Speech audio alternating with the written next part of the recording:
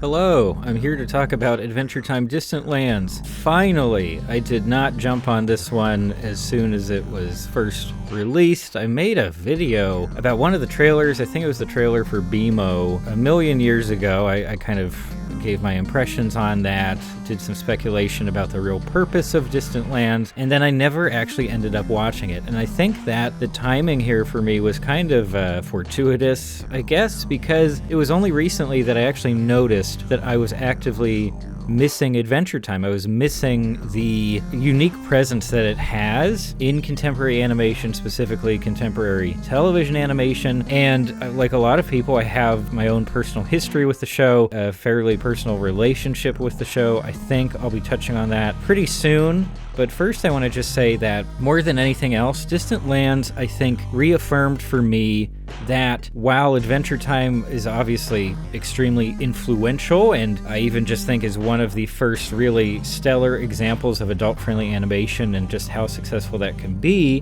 there have been a lot of shows influenced by Adventure Time, but nothing really has quite the same feel as Adventure Time in terms of tone and content. That combination of tone and content, it's really at the center of the show's unique qualities in my mind. It's just such a fantastic platform for the team to get into some incredibly creative spaces and talk about very serious subject matter while also still delivering just fun, silly stories and lovely visuals at the same time. That's really been my biggest takeaway after finally watching the Distant Lands episodes, specials, whatever we want to call them. And I will be talking about each of them very briefly, specifically in terms of like the messaging and the themes of each episode and how well those serve to sort of close out the show as a whole. But real quick, I just want to mention that my own experience with coming across Adventure Time was, it was roughly 10 years ago, which is a little crazy to think about. Adventure Time was huge when I went to college. I don't think I'd really heard of it much before that, and all of a sudden, everybody was talking about it. It was the hot new thing, even like,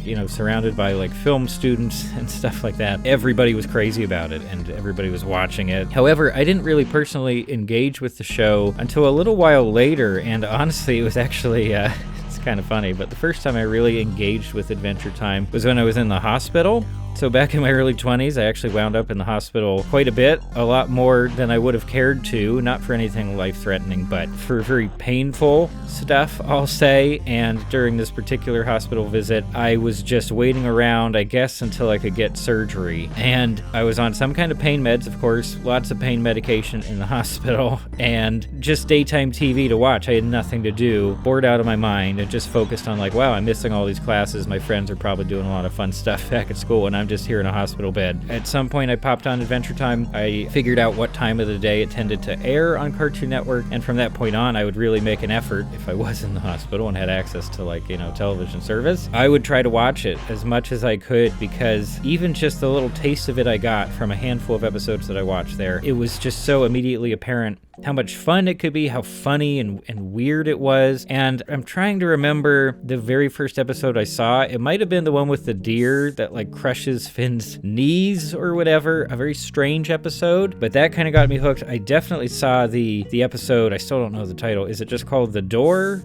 or something like that? It's the one with I'm Just Your Problem, Marceline's big famous angsty teen song that's wildly popular still. Yeah, I wouldn't say that I was hooked, but I was definitely motivated to continue watching the show. I caught up. I found a lot of the episodes online. I really started to get interested in the continuous narrative stuff, which at the time was still fairly new for kids shows of this ilk. It's definitely ubiquitous today that all these kids shows have this like weird semi-serious continuous narrative that runs through the whole series and it builds to something really massive. That was not always the case back then. It was still pretty novel when Adventure Time did it. Also, that continuous narrative stuff was probably the result of a change of leadership at the show. I think that was around the time where Penn Ward kind of stepped down as showrunner and was just like, I just want to work on the show. I don't want to be the guy in charge. So from there, it did change quite a bit in terms of feel. We still got those wacky one-off episodes that felt like the very early seasons of Adventure Time, but we also got this more weighty, story-driven stuff. We get character backstories, we get more lore, we understand Ooh and what it really is and all that stuff. I mean, I don't mind that. I actually enjoy a lot of those elements of Adventure Time. And here in Distant Lands, I don't know, I do feel like they're leaning pretty heavily in that direction of kind of fan servicey, especially given certain episodes. Those can feel very fan servicey. It's very much trying to give us insights into what characters are up to in different periods of time as compared to the time and the scenarios where we've seen them for so many dozens of episodes, right? So we're not just always in the standard Ooh timeline where we spent most of the series. No, we're looking to the distant past, we're looking to the distant future in some cases, and we're looking past the plane of like mortal existence as well.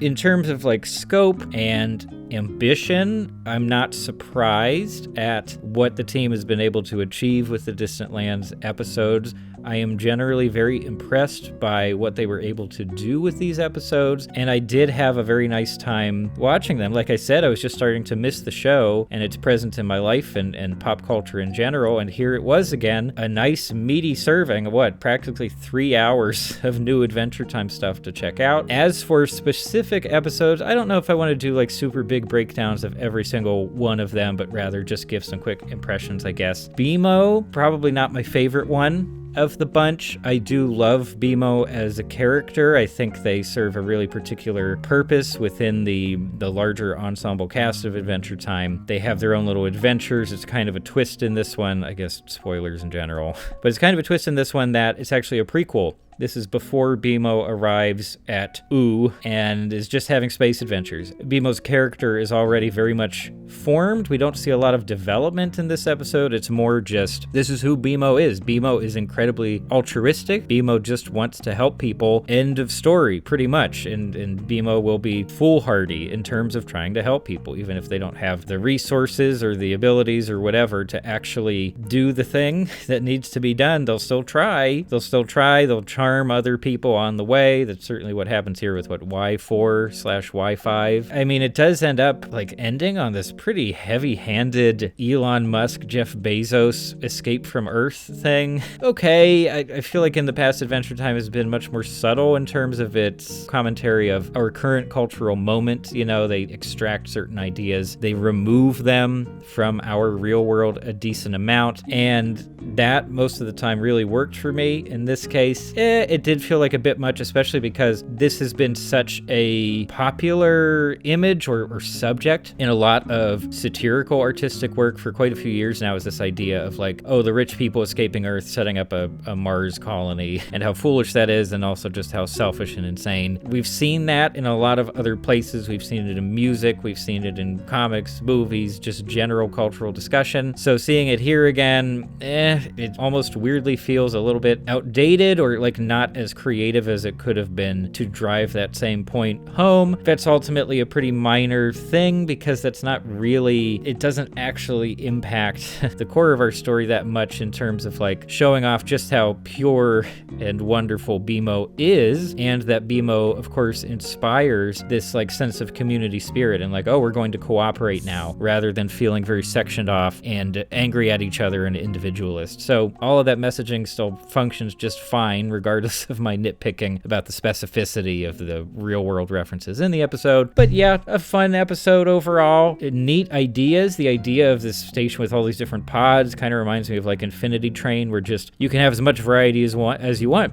You can just say, here is a crazy pod with this theme. Here's a crazy pod with this theme. We can do all kinds of creative stuff with that. And that's not necessarily new for Adventure Time, which is maybe a good segue into the next episode, Obsidian, because we've always had this in the show where they can just make up any kingdom that they want to and you can be there, or they can jump way out into space, they can go into the past or the future. All of these are just venues for more creativity, more visual variety, more characters. And in Obsidian, we're sort of centered on the Glass Kingdom / just like this massive desert wasteland where Marceline used to live when her mom was still alive. I don't know if we've seen the Glass Kingdom before. Maybe it was shown very briefly in some episode a million years ago. I don't know about that. In terms of of what we have here, I do think the idea of glass characters is very evocative. They use that concept very well here in terms of like mirroring actual human anxieties and like social pressures. Through these glass characters, we have an outsider character who really identifies with Marceline, does a lot of hero worship with Marceline. Ultimately, that hero worship leads to essentially her being a bad role model.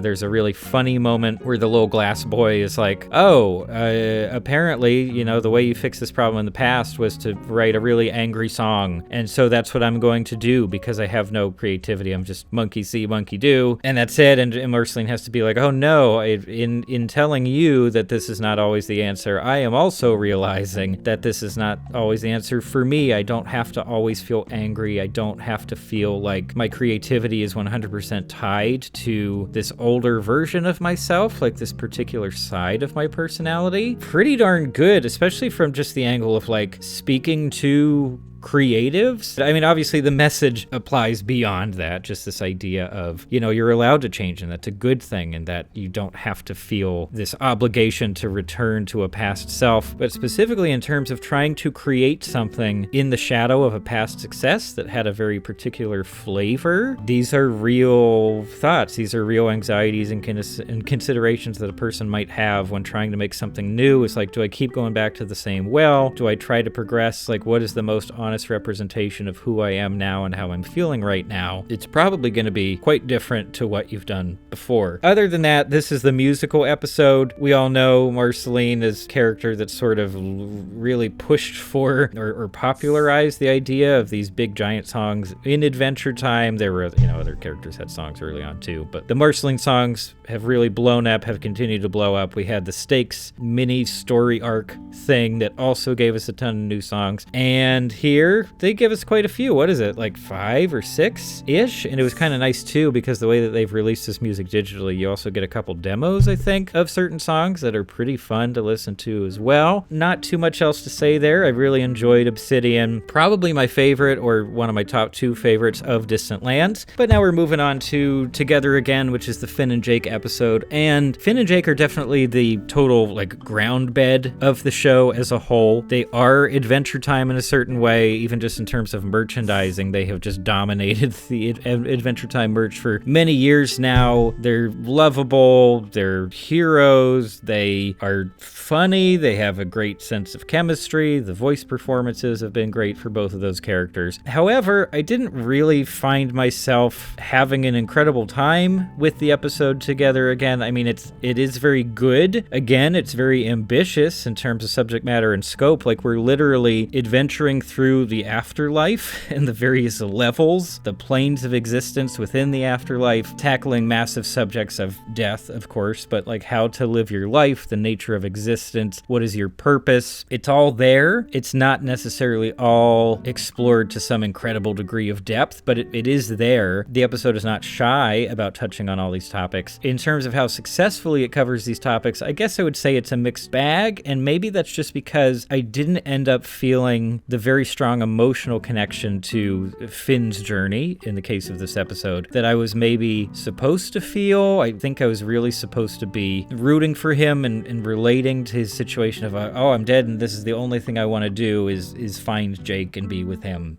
and that'll be it. I believe it. Nothing that the characters do here really feels out of place, but just in terms of entertainment, I don't know. It didn't quite click with me the first time around. I do appreciate what it's doing. I think it has clicked with a lot of other people. That's awesome. And maybe on a repeat watch, this one will really work for me. Honestly, this one was a little bit more forgettable. That's that. And then the final one, Wizard City. And this one is all about the new young, like, child version of Peppermint Butler, who's like sort of a reincarnation of Peppermint Butler, or I forget which episode it was, but there was some magic that happened. Pep turned into a little kid version of himself, and now he just has to grow up again Kind of reminds me of that episode of Star Trek TNG where some of them get turned into kids and they're like, oh, do we just stay like this and grow up again? Like, what are we supposed to do? The choice for this to be the final one. But why? The only real reason I can think of right now that this might have been the one they really wanted to close everything out with is just that maybe it was one of the purposes of Distant Lands to try to see how successful some kind of spin-off series could be. Maybe. I don't feel too confident in that interpretation of things, but it is still a possibility. And with this one in particular, like, we're mostly left with side characters from the original show and then just a bunch of new characters who are generally younger than the main cast. For that reason too, it's like, okay, I could absolutely see them greenlighting something like this just for that reason, like, oh, we're going to aim for a younger audience this time around. It is that familiar world, but we're seeing different sides of it and aspects and character groups. It's a bit of a subversion. It's a bit of a left turn to make this episode all about Peppermint Butler. I guess it's sort of kind of an epic story within the subculture of like wizards within but I do feel like it lacked impact, so it felt strange for a lot of reasons for this to close everything out. In terms of the story itself, or really just the messaging of this episode, they say it pretty plainly towards the end. Pep is essentially faced with two choices that diverge in completely different directions. One is immediately become very powerful again, which is what Pep wants. He's been struggling to get back to the place where he already was in terms of his magic skills and maturity and all that. Or wait it out, put in all the work over a long period of time, and eventually get back to where you were and maybe be a better person for it. And that's it. And like, yes, okay, that's another cool thing to talk about. Another thing that I feel applies pretty heavily to creatives specifically. Like, do you want to earn your success? Do you want to kind of take a shortcut of some kind? Very neat. I don't have many problems with how this episode was executed, but it was another one that didn't exactly set me on fire.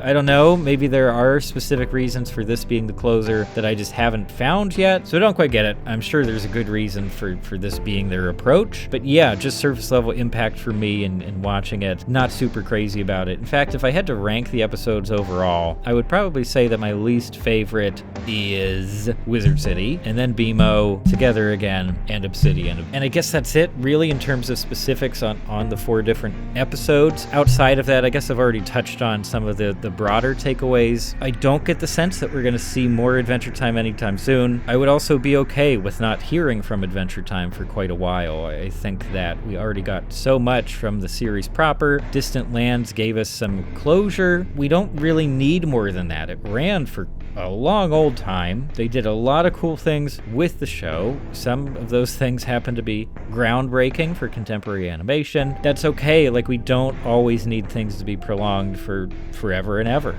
It's okay to leave these characters behind and let them get on with their lives. And meanwhile, we get on with ours. We watch the new shows. We look for things that make us feel in a similar amount of impact or connection with different characters and worlds. But those are my general thoughts on Distant Lands. I hope you found something entertaining or, I don't know, vaguely insightful here in this video. Otherwise, I would be happy to encourage you to share your own thoughts and feelings on Distant Lands, of course. And yeah, that's probably about it. Thanks for stopping by.